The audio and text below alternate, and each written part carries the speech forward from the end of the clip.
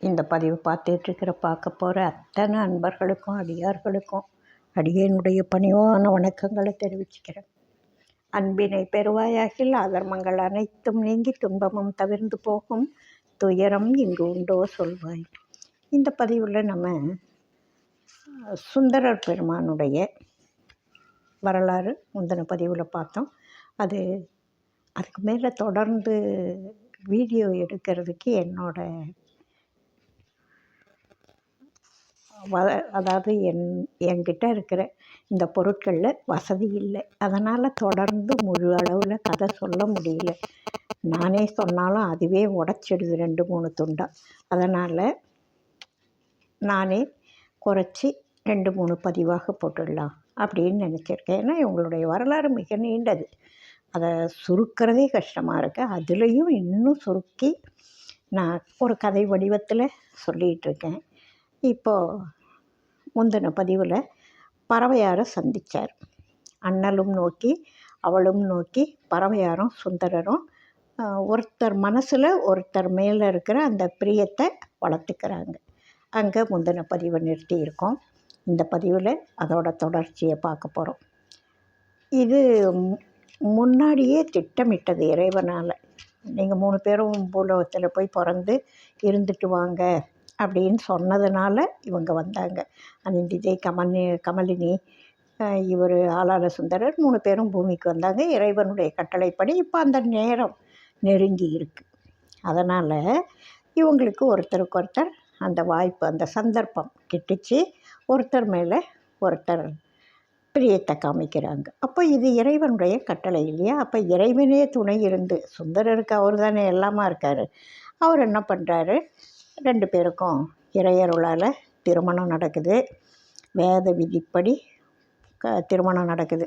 2 பேரும் இல்வாழ்க்கையை இனிது நடத்துகிறாங்க சந்தோஷமாக. நாட்கள் அப்படியே ஓடிக்கிட்டே இருக்குது. ஒரு நாள் இந்த தம்பிரான் தோழர் கோவிலுக்கு போகிறார். அங்கே ஏற்கனவே இருக்கிற மண்டபத்தில் சிவனடியார்கள்லாம் இருக்காங்க. அவங்கள இவர் பாடணும், அந்த சிவனடியார்களை பாடணும் அப்படின்னு நினைக்கிறாரு. அப்போது இறைவனே தில்லை வாழ் அந்தணர்தம் அடியார்க்கும் அடியேன் அப்படின்னு அடியெடுத்து கொடுத்து பாடுறதுக்கு ஆரம்பித்து கொடுக்குறாரு சிவபெருமானே. அப்போ அதையே வச்சு இவருக்கு முன்னாடி பித்தான்னு என்னை கூப்பிட்டல, அதை வச்சு பாடுனார் முதல்ல. அவருடைய திருக்கருணையினால தான் இவர் இப்போ இதை செய்துட்ருக்கார். இப்போ இப்படி அடியெடுத்து கொடுக்குறாரு. தில்லை வாழ அந்தணர்தம் அடியார்க்கும் அடியேன்னு எடுத்து கொடுத்தவொடனே அதையே வச்சு இவர் 11 பாடல்கள் பாடுறாரு. இதை ஆதாரமாக கொண்டு தான் இதை ஆதாரமாக கொண்டு நம்பியாண்டார் திருத்தொண்டர் அந்தாதின்னு பாடுறார். நம்பியாண்டார் நம்பி திருத்தொண்டர் திருவந்தாதின்னு பாடுறார். திருத்தொண்டர் தொகைன்னு இவர் பாடுறது. அது வழிநூலாக திருத்தொண்டர் திருவந்தாதின்னு நம்பியாண்டார் நம்பி பாடுறார். விநாயகர்கிட்ட சின்ன குழந்தையாக இருந்து முட்டி சாப்பிட வச்சவர் நம்பியாண்டார் நம்பி. அவர் அந்த சுவாமிகள் இப்போது இதை பின்னாடி திருத்தொண்டர் திருவந்தாதி அப்படின்னு பாடுறார். அந்த நம்பியாண்டார் நம்பிகள் தான் பெரிய புராணத்தை தில்லையிலேருந்து வாங்கி கொடுத்தவர் ராஜராஜ சோழனுடைய உதவியோடு. அது அவ்வளவு சிறப்பானவர் அவர். பின்னாடி அவர் பாடுறாரு. இப்போ இவர் அந்த திருத்தொண்ட தொகையை இவர் பாடுறார். சுந்தரமூர்த்தி சுவாமிகள் 11 பாடல்களாக பாடுறாரு. அதை பின்னாடி நம்பியாண்டார் நம்பி பாடுறார். திருத்தொண்டர் திருவந்தாதின்னு அதுதான் பின்னாடி பெரிய புராணமாக சேக்கிழார் பெருமானால் பாடப்பட்டது. இப்போ இப்படி இன்னைக்கு இந்த திருத்தொண்ட தொகையை இவர் பாடி முடிக்கிறாரு. இது பின்னாடி தான் அப்புறம் நம்பியாண்டார் நம்பியாலையும் சேக்கிழாராலையும் விரிக்கப்படுது. அதுக்கு அடுத்தது இவருடைய சுந்தரருடைய வரலாறுக்குள்ளே நம்ம போகிறோம். குண்டையூர் கிழார் அப்படின்னு ஒருத்தர். அவர் சிவபெருமானுடைய அருளால் வன் தொண்டருக்கு வழங்கக்கூடிய பொருட்கள் என்னது, நெல். அவர்கிட்ட நிறைய நெல் இருக்குது. அதை சுந்தரருக்கு கொடுக்கணுன்னு அவர் வச்சுருக்கார். யார், குண்டையூர் கிழார் அப்படின்றவர். அவர் நிலக்கிழார். இதை சுந்தரர்கிட்ட ஒப்படைக்கணும் அப்படின்னு வச்சுருக்காரு. இதை இவர்கிட்ட சொல்கிறார், சாமி இதை நீங்கள் எடுத்துக்கோங்க, இது எல்லாம் உங்கள் இஷ்டம் போல் செலவு பண்ணுங்க அப்படின்னு சொல்கிறார். இப்போது இங்கே இருக்கிறது குண்டையூரில் இருக்குது, அதை திருவாரூருக்கு எடுத்துகிட்டு போகணும். எப்படியெல்லாம் இறைவன் அடியார்களுக்கு உதவி செய்கிறாருன்னு பாருங்கள். அப்போது இந்த நம்பியாரூரர் என்ன பண்ணுறாரு, இறைவன்கிட்ட பாடி கேட்குறாரு, ஒரு பதிகம் பாடுறார். அந்த நெல்லை திருவாரூரில் கொண்டு சேர்க்கணுமா யார், கடவுள். இவர் எப்படியாவது கொண்டு சேர்க்கணும், சரி கொடுத்தாங்களே இதை எடுத்துகிட்டு போகணுன்னு இவர் நினைக்கல. இவ்வளவு தூரம் என்னால் எடுத்துகிட்டு போக முடியாது, இதையெல்லாம் கொண்டு திருவாரூரில் சேர்த்து விடுன்னு இறைவனுக்கு பதிகம் பாடி இவர் வேலை வாங்குறார். அவர் சிவபெருமான் என்ன பண்ணுறாரு, பூதங்களை ஏவுறாரு, அது எல்லா நெல்லையும் கொண்டு போய் திருவாரூரில் சேர்க்குது. என்ன ஒரு அருமையான வரலாறு பாருங்கள். இப்போது அந்த திருநாட்டியத்தான்குடி அந்த ஊரில் கோட்புலி நாயனார் அப்படின்னு ஒருத்தர் இருக்கார். அவர் என்ன பண்ணுறாரு, தம்பிரான் தோழரை கூப்பிட்டு உபசரித்து தன்னோட பெண்கள் சிங்கடியார் வனப்பகையார் அப்படின்ற 2 பேரையும் நீங்கள் தான் ஆட்கொள்ளணும் அப்படின்னு சொல்லி அவர் விண்ணப்பம் வைக்கிறார். அப்போ இவர் என்ன பண்ணுறாரு, சரி ஆட்கொள்கிறதுன்னா அவர் பொறுப்பை ஒப்படைக்கிறார். தன்னுடைய பெண்களை சிவனடியார்கிட்ட ஒப்படைக்கணுன்ற நல்ல நோக்கத்தில் கோட்புலி நாயனார் அந்த வேலையை செய்கிறார். அப்போ இவர் என்ன செய்கிறாரு, சரி என்னோட குழந்தைங்களாக நான் ஏற்றுக்கிறேன் அப்படின்னு சொல்லி தன்னுடைய மக்களாக ஆரூரர் ஏற்றுக்கிறார். இப்போ பங்குனி உத்தர திருநாள் வருது. அப்போது பறவையார் அங்கே அவங்க கேட்குறாங்க, எனக்கு பொன் வேணும், நான் நிறைய செய்யணும், அதனால் எனக்கு பொன் வேணும் அப்படின்னு சொல்கிறார். இப்போ பொன் வேணும், முதல்ல நெல் கொடுத்ததுக்கு தூக்கிட்டு போகிறதுக்கு ஆள் கேட்டார். இப்போ பொன் வேணும்னு பறவையார் கேட்டிருக்காங்க. இப்போ வன்தொண்டர் என்ன பண்ணுறாரு, திருப்புகலூருக்கு போய் அப்படி திருக்கோயில் போகிறாரு. மனசில் நினைக்கிறாரு, பறவையார் கேட்டாங்க, நம்ம கேட்கணும் இறைவன்கிட்ட எப்படி அப்படின்னு மனசில் நினச்சிக்கிட்டு அங்கே கோயிலில் இருந்த செங்கல்ல தூக்கி அப்படி தலைக்கு வச்சுட்டு, அந்த காலத்தில் மனைப்பலகை செங்கல் இதையெல்லாம் வச்சு படுப்பாங்க. சில இடங்களில் இந்த தலையணை வசதிகள்லாம் அப்போல்லாம் கிடையாது, ஆனால் அதை வச்சு படுக்கிறது அந்த காலத்தில் வழிப்போக்கர்களுக்கு அது சாதாரணமாக பழக்கம்தான். அதே மாதிரி இப்போ சுந்தரர் என்ன பண்ணுறாரு, ஒரு கல்லை எடுத்து தலைக்கு தலையணாக வச்சு அப்படி கொஞ்ச நேரம் ஒரு அரிசியில் அப்படி ஒரு சின்ன குட்டி தூக்கம் போட்டு எழுந்திருக்கிறார்.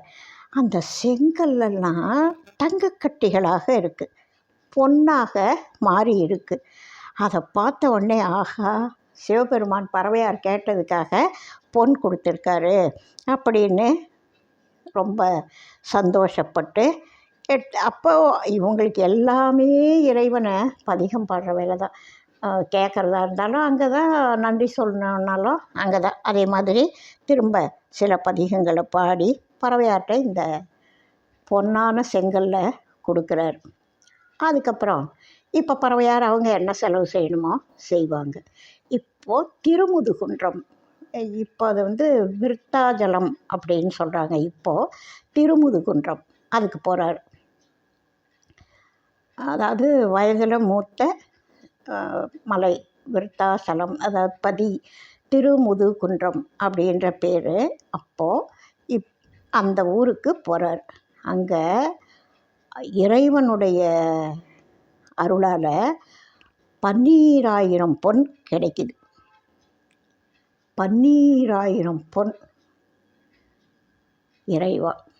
அதை என்ன பண்ணுறாரு இவர், அங்கே இருக்கிற மணிமுத்தா நதியில் போடுறார். இப்போவும் விருத்தாஜலத்திலேருந்து அந்த பேருந்து ஸ்டாப்பிங்க்கு முந்தின ஸ்டாப்பிங்கில் அப்படியே கரை ஓரமாக பஸ் நிறுத்தம் இருக்கும். அந்த நதி நல்ல அருமையான மிக விசாலமான மிகப்பெரிய புண்ணிய நதி. கங்கையில் குளிக்கிற பலன் அதில் கிடைக்கும். அதை விடவே கொஞ்சம் காசிக்கு வீசம் ஜாஸ்தின்னு ஒரு பழமொழி சொல்லுவாங்க அங்கே உள்ளவங்க. அது போல் ஒரு அருமையான நதி அந்த மணிமுத்தா நதி. அங்கே இவர் அந்த 12,000 பொண்ணை போட்டுட்டு எங்கே போடுறாரு? ஆற்றுல போடுறாரு. 12,000 பொன் கிடைச்சா யாரானா ஆற்றுல போடுவாங்களா? இவர் போட்டுட்டு திருவாரூருக்கு போகிறார். திருவாரூருக்கு போய் அங்கே இருக்கிற கமலாலயத்தில் திருக்குளத்தில் எடுத்துக்கிறார். அந்த பொண்ணை எடுத்து பறவையாட்ட அதையும் கொடுக்குறார். எங்கே போட்டு எங்கே எடுக்கிறாங்க பாருங்கள். ஏதோ பேங்க்கில் இந்த சுவிட்சர்லாந்தில் பணத்தை போட்டு இந்தியாவிலேருந்து வித்ட்ரா பண்ணுற மாதிரி என்ன அருமையான ஒரு ஐடியா பாருங்கள். எங்கே போட்டு எங்கே வித்ட்ரா பண்ணுறாருன்னு பாருங்கள். 12,000 பொன் அந்த காலத்தில். இப்போ அதுக்கு என்ன விலை மதிப்பு போடலான்னு பாருங்கள். இறைவன் கொடுத்து அதை அங்கே போட்டு இங்கே எடுத்துக்கிறார் திருவாரூரில். இதையெல்லாம் நினைக்கிறப்போவுமே ரொம்ப ரொம்ப ஆச்சரியமாக இல்லை? எங்கேயோ ஒரு இடத்துல பணத்தை போட்டு எங்கேயோ எடுக்கிறதெல்லாம் இந்த காலத்தில் சாத்தியம், அந்த காலத்தில் உண்டா? எப்படி எடுத்திருக்காங்க பாருங்கள். இப்போ திருக்கருகாவூர் மிக அருமையான தலம். நான் சில தடவை போகிற பாக்கியம் எனக்கு கிடச்சிது. அம்பிகை கருணைமிகு உமையம்மை அப்பப்பா. திருக்குறுகாவூர் அங்கே சிவபெருமான் கொடுத்த பொதி சோத்தை சாப்பிட்றார். அதே மாதிரி அவருக்கும் கொடுத்துருக்காரு. இப்போ இவருக்கும் பொதி சோத்தை கொடுக்குறாரு, அதாவது கட்டுச்சோறு கொடுக்குறாரு. அதை இவர் சாப்பிட்றாரு. ஆஹா, இது அருமையான சாப்பாடு அப்படின்னு சொல்லி சாப்பிட்றாரு. ஒரு பதிகம் பாடுறாரு. சாப்பிட்டதுக்கும் ஒரு பதிகம். அவர் பசி எறிஞ்சி இறைவன் சாப்பாடு கொடுக்குறாரு. இவர் பதிகம் பாடுறாரு. தொண்டை நாட்டு தலங்களை எல்லாம் அப்படியே தரிசிச்சுக்கிட்டு திருக்கச்சூர் அங்கே போய் என்ன நடக்குதுன்னு பாருங்கள். சிவபெருமான் பிச்சை எடுத்துகிட்டு வர்றாராம். யாருக்காக? இந்த நம்பியாரூரருக்கு பசியாக இருக்குது அப்படின்னு இறைவன் போய் பிச்சை எடுத்துகிட்டு வந்து இவருக்கு கொடுக்குறார். அந்த உணவை இவர் சாப்பிட்றார். அப்பப்பா, நினைக்கவுமே மெய் சிலிர்க்கிற மாதிரி இருக்குது. இதுக்கப்புறம் அப்படி போயிட்டுருக்கார் சுந்தரர். அவருடைய தல யாத்திரையை மேற்கொண்டு அப்படி போகிறார். சோழ நாட்டில் இருக்கிற திருத்தலங்கள்லாம் பலதையும் பார்த்துட்டு கைகூப்பி தொழுது அப்படி தொண்டை நாட்டுக்கிட்ட போகிறார். தொண்டை நாட்டில் சிறப்போடு இருக்கக்கூடிய திருத்தலங்களில் திருவொற்றியூர், நம்ம பட்டினத்தடிகள் அங்கே தான் தன்னுடைய திருவிளையாடல்களை முடித்த இடம். திருவொற்றியூரில் அவருடைய விளையாட்டு வீட்டில் அவர் வாணிய மிகப்பெரிய வணிகர். எல்லாத்தையும் தூக்கி தெருவில் போடுன்னு சொல்லிட்டு துறவியாக வந்தவர் திருவொற்றியூரில் சமாதி அடைகிறார். அந்த திருவொற்றியூரில் இவர் அப்படி சுந்தரர் என்ன பண்ணுறாரு? இறைவனை வழிபாடு பண்ணுறாரு. வழிபாடு பண்ணிவிட்டு அங்கே தங்கியிருக்கார். இப்போது அனிந்திதையார் வேளாளர் குலத்தில் ஞாயிறு கிழவர் அப்படின்றவருக்கு பொண்ணாக பிறந்து இங்கே சங்கிலியாராக இருக்காங்க. உமாதேவியாரோட திருவடிகளில் ரொம்ப பக்தி உடையவராக இருக்கிறாங்க. உமாதேவியாரோட தோழி தானே இவங்க. அந்த பொண்ணு இங்கே வந்து பிறந்திருக்காங்க அனிந்திதையார். அந்த பொண்ணை இப்போ பார்க்க வேண்டிய நேரம் கிட்டக்க வந்தாச்சு. இவங்களுக்கு அழகு நற்குணங்கள் எல்லாம் சொல்லவா வேணும்? தேவலோகத்திலேருந்து இறங்கி வந்தவங்க. அப்படிப்பட்ட அவங்க சங்கிலியார் வந்து பரமசிவனோட திருவருளை அடைஞ்சது. ஒருவருக்கு தான் மனைவி ஆவறதுக்கு உரியேன், நான் இனிமேல் திருவொற்றியூரை அடைந்து சிவனது திருவருளில் செல்லேன் அப்படின்னு சொல்கிறாங்க. அதே போல் பெற்றோர் இவரை என்ன பண்ணுறாங்க? திருவொற்றியூருக்கு அழைச்சிட்டு போய் ஒரு கன்னி மாடத்தில் இருக்க செய்கிறாங்க. அம்மையார் என்ன பண்ணுறாங்க? அங்கே இருந்துட்டு மலர் மாலையை கட்டி சுவாமிக்கு சாத்துற மாதிரி கொடுத்து அதாவது இப்போது அவங்க இங்கே பிறந்திருக்காங்க. அந்த மணப்பருவம் வரும் பொழுது இவருக்கு இந்த பொண்ணுக்கு திருமணம் செய்யலான்னு பார்த்தா அவங்க என்னால் முடியாதுன்ட்டாங்க. முடியாதுன்னு சொல்லிட்டு பரமசிவனுடைய திருவருளுக்கு உகந்த அடியார் ஒருத்தருக்கு தான் நான் கல்யாணம் பண்ணிக்குவேனே தவிர, ஆண்டாள் சொன்னாங்கள்ல, அரங்கனை தவிர வேறு யாரையும் கல்யாணம் பண்ணிக்க மாட்டேன்னு சொன்ன மாதிரி இப்போ சங்கிலியாரும் அதே மாதிரியே சொல்லிட்டாங்க. திருவொற்றியூரில் இப்போது இவங்க வந்து தங்கியிருக்காங்க அவங்க பெற்றோரோட. இவரை திருவொற்றியூருக்கு அழைச்சிட்டு போய் ஒரு கன்னிமாடத்தில் இருக்க வச்சு அங்கே தங்க வச்சுருக்காங்க. சுவாமிக்கு மலர் மாலையெல்லாம் கட்டி சாத்திக்கிட்டு இருக்காங்க. இப்போது இவங்க 2 பேரும் சந்திக்க வேண்டிய நேரம் கிட்ட வந்திருக்கு. ஒரு நாள் சுந்தரர் இறை வழிபாடு பண்ணிவிட்டு மலர் தொடுக்கிற மண்டபத்துக்கு போகிறார். சங்கிலியாரை பார்க்குறார். இப்போது பறவையாரை அங்கே கல்யாணம் பண்ணியாச்சு, பறவை நாச்சியாரை. சங்கிலியாரை இங்கே பார்த்தார். இவருடைய அந்த முன்னை தொடர்பு இருக்குல்ல, அதனால் அவங்க மேலே இவருக்கு அதே விருப்பம் வருது. யார் அப்படின்னு கேட்டவுடனே அவங்க சொல்கிறாங்க, இவங்க வந்து சங்கிலி நாச்சியார் இன்னாருடைய பொண்ணாக இருக்காங்க, இங்கே தங்கியிருக்காங்க அப்படின்லாம் சொல்கிறாங்க. இறைவன்கிட்ட போய் மன்றாடுறார். அன்றைக்கி சுந்தரர் கனவில் இறைவன் தோன்றி அவருடைய விருப்பத்தை பூர்த்தி செய்கிறதாக வாக்களிக்கிறார். யாருக்கு? நம்பியாருடனுக்கு, சுந்தரர் பெருமானுக்கு. நான் உன்னுடைய விருப்பத்தை பூர்த்தி பண்ணுறேன் அப்படின்னு சொல்லிட்டு, அதே மாதிரி சங்கிலியாருடைய கனவுலையும் போய் சுந்தரரை மகிழ்ச்சியோடு ஏற்றுக்கோ அப்படின்னு சொல்கிறார்.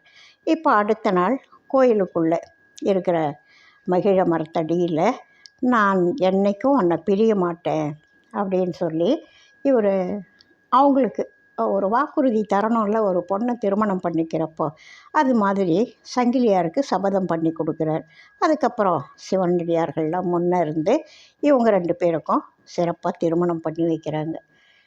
சங்கிலியாருக்கு பறவை நாச்சியாரை கல்யாணம் பண்ணிட்டவர் இவருன்ற கதை இப்போ வரைக்கும் தெரியாது. அவங்களுக்கு இங்கே என்ன நடக்குதுன்னு இப்போ வரைக்கும் தெரியாது. இனிமேல் தான் தெரிய போகுது. இப்போ இங்கே சங்கிலியாரோட இவர் சந்தோஷமாக வாழ்ந்துட்டுருக்கார். ஒரு நாள் திருவாரூரில் இருக்கிற வீதி விடங்க பெருமானுடைய வசந்தோற்சவ காலம் சமீபிக்குது. அதாவது அந்த காலம் நெருங்குது. அந்த வசந்தோற்சவம் நடக்க வேண்டிய நேரம் நடக்குது, காலம் நெருங்குது. அப்போ இவர் வந்து திருவாரூர் போகிறதுக்கு ஆயத்தமாகிறார். கோவிலில் அந்த வசந்தோற்சவம்னோடனே இங்கே இதை விட்டார், பிரிய மாட்டேன்னு மகிழ மரத்தடியில் உறுதி கொடுத்துருக்காரு. இப்போ ஆனால் பிரிஞ்சு எங்கே போகிறாரு? திருவாரூருக்கு போகிறார். சங்கிலியாருக்கு செய்து கொடுத்த சபதத்துக்கு மாறாக அவரை பிரிஞ்சு இவர் திருவாரூர் புறப்பட்டார். இப்போது ஆரூருடைய கண்கள் 2ம் ஒளி எழுந்து போச்சு. ஏன்? சத்தியம் பண்ணதை இவர் மீறிட்டார். சத்தியத்தை மீறினா என்ன தண்டனை அப்படின்றத பாருங்கள். இப்போல்லாம் விளையாட்டாக சத்தியம் பண்ணுறாங்க. சத்தியத்துக்கே மதிப்பில்லாமல் போகிற அளவுக்கு சத்தியம் பண்ணிகிட்ருக்காங்க. அதனுடைய விளைவு எவ்வளவு கொடுமைன்னு அவங்களுக்கு அந்த சத்தியம், பொய் சத்தியம் பண்ணுறவங்களுக்கு தெரிய மாட்டேங்குது. சொல்லுவதெல்லாம் உண்மை, உண்மையை தவிர வேறு இல்லைன்னு சொல்லிட்டு பொய் சொல்கிறாங்க துணிச்சலாக. யாருக்கு தெரிஞ்சாலும் தெரியலைன்னாலும் இறைவனுக்கு தெரியுமா இல்லையா? அதை யாரும் உணர்றதே இல்லை நிறைய பேர். இவர் அந்த ஊருக்கு போகிற போது இவருடைய 2 கண்களும் பார்வை இழந்து போச்சு. அப்போது இறைவனை தவிர வேறு யார் பதிகத்தை பாடுறார்? சங்கிலி பொருட்டு என்னோட கண்களை கவர்ந்துட்டிய பெருமானே, இது மாதிரியெல்லாம் பண்ணலாமா அப்படின்னு சொல்லி என்னுடைய துயரத்தை நீ தான் தீர்த்து தரணும் அப்படின்னு வேண்டிக்கிறார். அப்போ கண்களை இழந்து வருத்தமுற அந்த நம்பியாரூருக்கு திருவெண்பாக்க கோயிலை போயிருக்கிறப்போ அறியாமையால் செய்கிற பிழைகளை பொறுத்தருளணும் அப்படின்னு இவர் வேண்டிக்கிறார். இப்போ ஒவ்வொரு திருத்தலமும் போய் பாடுறவர் இல்லையா, அது மாதிரி போற்றி பாடுறார். அப்போ இறைவன் என்ன பண்ணுறாரு? என்னுடைய குற்றத்தை நீ பொறுத்தருளலைன்னா உனக்கும் பழி வரும். என்ன நீ இப்படி பண்ணிட்ட, என்னுடைய கண்ணை மறைய வச்சிட்டியே அப்படின்னு சொல்லி ஒரு பதிகம் பாடினோடனே அந்த கோயிலுக்குள்ளே நீ கோயிலில் தான் இருக்கியா அப்படின்லாம் அந்த பதிகத்தில் வருத்தமாக பாடுறார். அப்போ சரி அப்படின்னு சொல்லி அவருக்கு ஒரு ஊன்றுகோல் கொடுக்குறார்.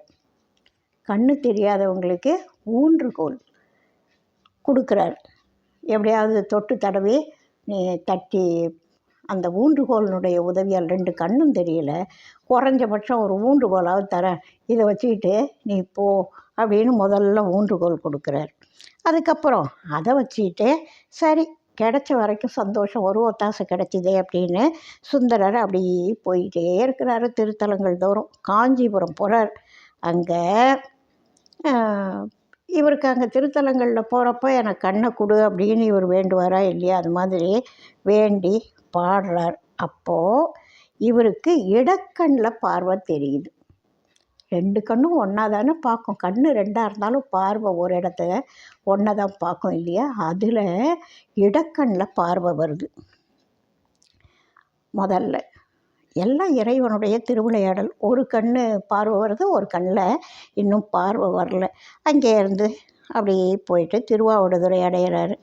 அங்கே அவர் மேனியில் புகர்நோய் அப்படின்னு ஒரு நோய், என்னென்ன புதுசு புதுசாக இப்போல்லாம் வர்ற நோய் புதுசு புதுசாக வருது. அப்போ இருக்கிற நோய் இந்த சஷ்டி கவசத்தில் சொல்லுவாங்க, அத்தனை நோய் சொல்லுவாங்க. அது மாதிரி முயலகன்னு ஒரு நோய்னா நம்ம இந்த கதையில் தான் தெரிஞ்சுக்கிறோம். இப்போதைக்கு அது மாற்று பெயராக கூட இருக்கலாம். ஆனால் இந்த நோயினுடைய வகைகள் அப்போ இருந்த அளவுக்கு இப்போ இல்லை. இப்போ புது புது நோய்கள் வருது. அதுபோல் இவருக்கு அந்த நோய் வருது. அந்த பிணியால் வருத்தமுற்றுக்கிட்டு புகர் நோய், அதை வருத்தப்பட்டுக்கிட்டு திருத்தல யாத்திரை போயிட்டு பாடிகிட்டு இருக்கார். திருத்துருத்தி போகிறார். அந்த ஊருக்கு போகும்பொழுது, எப்பா என்னுடைய உடம்புல இருக்கிற இந்த பிணியை நீ தானப்பா போக்கணும் அப்படின்னு சொல்லி கோயிலில் வடபால் இருக்கிற திருக்குளத்தில் குளிக்கிறாரு. அங்கேருந்தே அசரீரி கேட்குது, இந்த குளத்தில் குளி அப்படின்னு சொல்லி பணிக்கிறார் இறைவன். அதே மாதிரி மூழ்கி எழுந்திருக்கிறாரு. அதுக்கப்புறம் அந்த உடம்பு நோய் நீங்கி போச்சு. அப்படி போயிட்டுருக்கார். இன்னும் திருத்தல யாத்திரை போயிட்டே இருக்கார். பிணி வந்தது, நீங்கி போச்சு.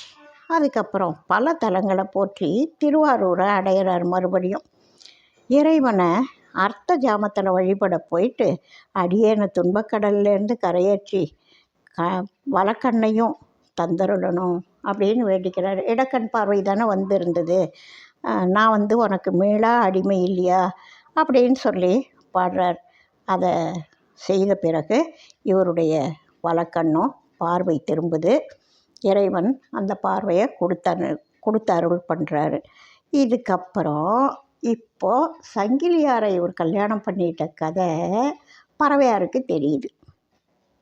இவர் திரும்ப திருவாரூர் வந்துட்டார். ஏன் கண்ணு போச்சுன்னெலாம் இப்போ கதை வெளியில் வரும்ல. அப்போ பறவையாருக்கு கதை தெரியுது. அப்போ என்ன பண்ணுறாங்க, சுந்தரருடைய அடியார்கள் சிலர் மூலமாக இவங்களுக்கு அந்த திருமணத்தை பற்றி தெரிஞ்சுது. அப்போ துக்கம், கோபம் எல்லாம் வருது. இதெல்லாம் சாதாரண உலகியல் வாழ்க்கையிலேயே உள்ளது தானே. அவங்க பறவையாராக இருந்தாலும் தேவலோக பெண்களாக இருந்தாலும் அந்த மனுஷ உருவத்தில் வந்து பூமியில் பிறக்கிறப்போ அந்த உணர்வுகள் அவங்கள்ட்டையும் தலை தூக்குற மாதிரி காமிக்கிறாங்க கதையை. அதுக்கப்புறம் மனம் கலங்கி அதெல்லாம் இவர்கிட்ட நான் பேச மாட்டேன் அப்படின்லாம் சொல்லி அவங்க ரொம்ப கோபத்தை வெளிப்படுத்துகிறாங்க. அதே மாதிரி பறவையாருக்கு பல நியாயங்களை எடுத்து சொல்லி மற்றவங்களாம் சொல்கிறாங்க. முன் போல் நீங்கள் சுந்தரரை ஏற்றுக்கணும் அப்படின்னு பிரார்த்தனை பண்ணுறாங்க. அவங்க பிடிவாதமாக இருக்காங்க. அப்புறம் அப்படி யாரானு என்னை இதுக்கு மேலே வற்புறுத்துனீங்கன்னா நான் பிராணத்தியாகம் பண்ணிடுவேன் அப்படின்னு சொல்கிறாங்க. இதை கேட்ட சுந்தரருக்கு ஒன்றும் புரியல. அவர் திகைக்கிறாரு. மறுபடியும் இறைவன் தான், எப்பா பறவையாருடைய ஊடலை நீ தான் தீர்த்து வைக்கணும். என்னென்ன வேலை செய்கிறார் பாருங்க. அப்பா ஆரூர் பெருமானை தூது அனுப்புகிறாரு. நான் இப்போ உனக்கு ஒரு தூதனாக பறவை வீட்டுக்கு போகிறேன், நீ உன்னுடைய துன்பத்தை ஒழி அப்படின்னு சொல்லி இறைவன் சொல்கிறாரு. அதே மாதிரி ஒரு அர்ச்சகர் மாதிரி, ஆதிசைவர் மாதிரி வடிவம் தாங்கிட்டு பறவையார் வீட்டை நோக்கி போகிறார். இரவு நேரம். இப்போ சுந்தரர் கேட்ட நேரம் இரவு நேரம். அப்போ நான் போகிறேன் அப்படின்னு சொல்லி இவர் தூது போகிறார். இந்த தோழிங்கள்லாம் தலைவி கிட்ட போய் பேசுவாங்க, தலைவன்கிட்ட பேசுவாங்க. அந்த மாதிரி இருக்குது.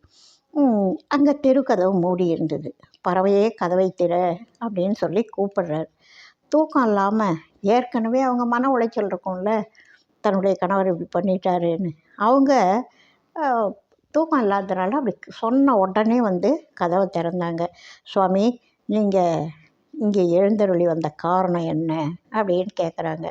நான் சொல்கிறத நீ கொஞ்சம் தவறாமல் செய்வேன்னா சொல்லுவேன் அப்படின்றாரு இந்த அர்ச்சகர். பறவையார், நீங்கள் என்னான்னு சொல்லுங்கள், நான் என்னால் முடிஞ்சால் செய்கிறேன் அப்படின்றாங்க பறவையார். சுந்தரமூர்த்தி சுவாமிகள் என்ன சொல்கிறாரு, நீ வந்து சுந்தரமூர்த்தி இங்கே வர்றதுக்கு ஒத்துக்கணும், உடன்படணும் அப்படின்னு சொல்கிறார். அர்ச்சகர் இது மாதிரி சொன்ன உடனே சங்கிலியால் பிடிப்புண்டவருக்கு இங்கே என்ன வேலை? சங்கிலி நாச்சியார் பிடிப்புண்டார், அங்கே அவங்க மேலே அன்பில் பிணிப்புண்டார். அது சொல்கிறப்போ சங்கிலியால் பிணிப்புண்டவருக்கு இங்கே என்ன வேலை, அதனால் வேணாம் அப்படின்னு இவங்க சொல்கிறாங்க. எவ்வளவோ மன்றாடி பார்க்குறார் அந்த தூது போன அர்ச்சகர். பறவையார் இசையவே இல்லை. சுந்தரர்கிட்ட திரும்ப ஓடி வர்றார். என்ன வேடிக்கை பாருங்கள், இறைவன் வந்து விருப்பம் பூர்த்தியாக ஆகியிருக்கும்னு நினச்சிட்டு இருக்கிறாரு சுந்தரர். நான் பறவை வீட்டுக்கு போய் எவ்வளவோ சமாதானம்லாம் சொல்லி பார்த்தேன், ஒன்றும் இணங்கவே இல்லை அப்படின்னு சொல்கிறார். இப்போ ஆரூர் பெருமான் என்ன செய்கிறாரு, அவருக்கு ரொம்ப கஷ்டமாயிடுதான். நான் இனிமேல் உயிரோடவே இருக்க மாட்டேன், எப்படியெல்லாம் மிரட்டி இருக்கார் பாருங்கள், நான் இனிமேல் உயிரோடவே இருக்க மாட்டேன் அப்படின்னு சொல்லி இறைவனுடைய திருவடிகளில் அடியற்ற மரம் போல் நெடுக விழுந்தாராம். நீ விருந்திருக்க, நான் மறுபடியும் தூது போகிறேன் அப்படின்னு சொல்லி ஒரு திரும்பவும் தூது போகிறார். எப்போ? இரவு நேரத்தில் மறுபடியும் போய் அவங்க வீட்டு கதவை தட்டுறார். பறவையார் வந்து முன்னாடி அர்ச்சகர் இறைவனே அப்படின்னு சொல்லி அவங்களுக்கு முன்னாடி வந்தவரும் இவர் தான் அப்படின்னு தெரிஞ்சு போச்சு. இன்முகத்தோடு வரவேற்கிறாங்க, அவருடைய திருவடிகளில் விழுந்து வணங்குறாங்க. சரி, 2வது தடவையும் வந்ததுக்குரிய காரணங்களை விளக்கி, நீ முன்போல் மறுக்காமல் சுந்தரரை இங்கே வர்றதுக்கு நீ அனுமதிக்கணும் அப்படின்னு சொல்லி இவர் கேட்குறாரு. பறவையார் என்ன பண்ணுறாங்க, அந்தன வடிவம் தாங்கி இங்கே ஏன் பொருட்டு எழுந்தருளினீங்க, இது முன்பிறவியில் நான் செய்த புண்ணியம், அதனால் உங்களோட கட்டளைப்படியே நான் ஒத்துக்கிறேன் அப்படின்னு சொல்லி அவங்க உடன்படுறாங்க. தன்னுடைய இசைவை தெரிவிக்கிறாங்க. சரி சுந்தரர் வரட்டும் அப்படின்னு சொல்கிறாங்க. இப்போ இறைவன் என்ன பண்ணுறாரு, 2வது தடவை ஒரு ராத்திரியில் பறவையாருடைய வீட்டு கதவை தட்டி ஒரு தூது வந்தார். இப்போ ஜெயிச்சிட்டார். முதல் தடவை தோத்துட்டார், இப்போ ஜெயிச்சிட்டாராம். பறவையாருடைய கோபத்தை தணிவிச்சிட்டோம் அப்படின்னு சுந்தரருக்கு தகவல் சொல்கிறார். நீ இனி அவளுடைய மாளிகைக்கு போகலாம் அப்படின்னு சொல்கிறார். சுந்தரருக்கு ரொம்ப மகிழ்ச்சி.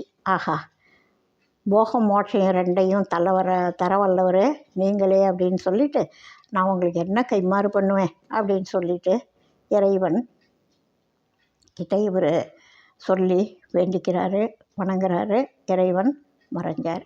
இவங்க 2 பேரையும் இப்போ மறுபடியும் சேர்த்து வச்சாச்சு. 2 தடவை தூது போய் இப்போ அவருக்கு இறைவன் மறைஞ்சார். இவர் அடியார் கூட்டத்தோட பறவையார் மாளிகைக்கு போகிறாரு. அங்கே முன்னாடியே பறவையார் வந்து எல்லாம் மாளிகையெல்லாம் அலங்காரம் பண்ணி தீப தூபங்கள்லாம் ரெடி பண்ணி நிறை குடம் தாங்கி இவரை தோழிகளோட வாசலில் இருந்து வரவேற்கிறாங்க. அதாவது அவங்களுடைய அந்த நடுவில் இருந்த கோபம் தணிஞ்சு முன்போல் சுந்தரரை வரவேற்கிறாங்க. அவங்களுக்கும் எல்லாம் தெரியும்ல, ஓரளவுக்கு வந்தது இறைவன்னு கண்டுபிடிச்சிட்டாங்கன்றப்போ அப்புறம் என்ன, அதுக்கு வந்து பிழை பொறுத்துக்கோங்க அப்படின்னு சொல்லி சுந்தரர்கிட்ட சொல்கிறாங்க. உடனே கைத்தலம் பற்றி உள்ளே போய் சேர்றாரு. 2 பேரும் இறைவனுடைய திருவருளை நினச்சி அப்படி ஒரு சந்தோஷப்பட்டுக்கிறாங்க. மறுபடியும் அந்த கலந்த அன்போட வாழ்க்கையை நடத்திட்டு இருக்காங்க. இதோட நம்ம இந்த இடத்துல பறவையாரை முதல்ல பார்த்த இடத்துல நிறுத்தினோம். இப்போ வெளியில் போய் சங்கிலி நாச்சியாரை திருமணம் பண்ணிவிட்டு திரும்ப வந்து பறவை நாச்சியார் ஊடல் கொண்டிருந்தாங்க. ஊடல் அது கோபமே இருந்தாங்க. இப்போ கோபத்தை தணிச்சார் இறைவன். தூது போய் சுந்தரரோட மறுபடியும் சேர்ந்து வாழ்ந்துட்டுருக்காங்க. இந்த இடத்துல இந்த கதையை நிறுத்திட்டு அடுத்த பதிவில் இதுக்கு அடுத்த கதைப்பகுதியை பார்க்கலாம். வாழ்க வளமுடன். வாழிய நாளும் மெய்மை வாழ்க நல்லறங்கள் எல்லாம் வாழிய பெரியோன் நாமம் வாழியே வாழி வாழி. இந்த கதைகள்லாம் வெறும் கதைகள்னு நினைக்கிறோம் நம்ம. அடியார்களுக்காக எந்த அளவுக்கு அவர் இறங்கி வந்து செய்கிறார். அன்பு தான் முக்கியம். அந்த அன்பு, காதல், அந்த உருக்கம், அது இறைவனை எந்த அளவுக்கு தன் அடியார்களுக்காக இறங்கி வந்து செய்கிறார் அப்படின்றது எவ்வளோ பெரிய உன்னதமான விஷயம். இந்த மாதிரி நல்ல கதைகள்லாம் இங்கே தவிர வேறு எங்கேயுமே கிடைக்காது. இந்த மாதிரி வாழ்ந்த வரலாற்று சிறப்புமிக்க அடியார்கள் வேறு எங்கேயும் கிடையாது. இந்த பூமியில் தான் அந்த மாதிரி சிறப்பான அடியார்களை நம்ம சந்திக்க முடியும், பார்க்க முடியும். அவர் பாடிய தேவாரங்கள் எந்த அளவுக்கு, பதிகங்கள் எந்த அளவுக்கு அது பவர்ஃபுல். அதாவது அதை படிக்கிறப்போ நிச்சயமாக அது பலிக்கும். நல்லவங்க சொல்கிற சொல், பெரியவங்க சொல்கிற சொல், மகான்கள் சொல்கிற சொல், ஒவ்வொரு வார்த்தையும் பலிக்கும். எல்லாம் சத்திய வார்த்தைகள், அதனால் நிச்சயமாக பலிக்கும். இந்த பதிகங்கள்லாம் அவ்வளவு மேன்மையானவை. இந்த இறைவனுக்கும் அடியாருக்கும் இருக்கிற உறவு அவ்வளவு மேன்மையானது அப்படின்னு சொல்லிட்டு அடுத்த பதிவில் மீதி கதையை பார்க்கலாம். வாழ்க வளமுடன். உங்களுக்கு இந்த மாதிரி நல்ல விஷயங்கள்லாம் பிடிச்சிருக்குன்னா சப்ஸ்கிரைப் பண்ணுங்கள், லைக் பண்ணுங்கள், ஷேர் பண்ணுங்கள். உங்களோட கனிவான கருத்துக்களை எனக்கு சொல்லுங்கள். வாழ்க வளமுடன்.